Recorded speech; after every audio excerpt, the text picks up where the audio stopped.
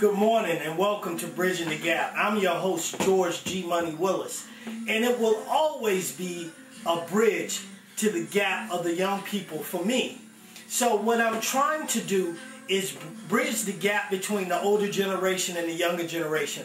But the last time I spoke with you, I was a little bit down and a little bit sad about leaving Macon and moving back to Atlanta until I spoke to a friend this morning, and June O'Neill with the Mentors Project of Bibb County, and I was feeling a little bit sad about leaving, and then she said everything is in divine order, that God does things that we don't understand for a reason. And maybe the reason is what she brought to my attention is for me to go back home and live with my dad for a while. My dad's 74, about to turn 75. He lives alone and he's lonely.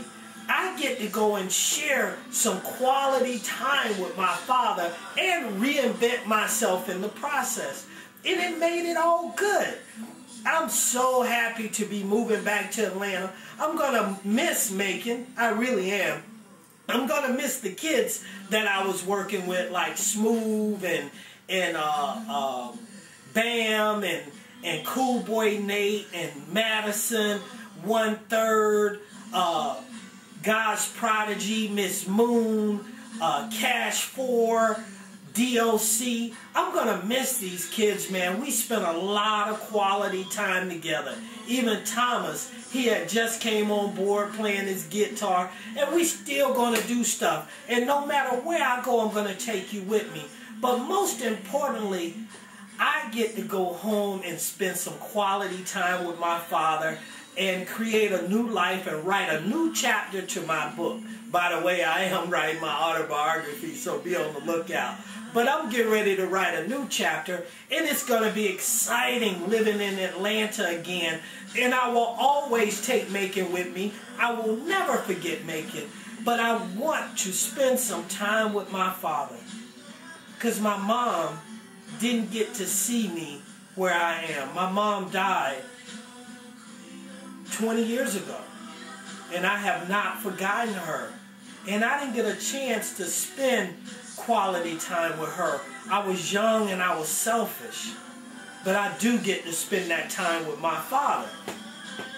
Unfortunately, today I'm headed to a funeral. My friend Dr. Worrell died of a massive heart attack unexpectedly. He was not much older than me. And I just knew he was very successful, very loving, very giving, and a good advisor of mine. And he's gone. He's going home to live with the Lord. So no day is promised. Tomorrow's not promised. So I'm going to make the best of today. You know, I don't care what the future brings. I'm going to live for today. And I am the architect of my destiny, so I know that life can't do nothing but get better. See, because of the closing of my club and all the events that I used to do, it came to a screeching halt here in Macon.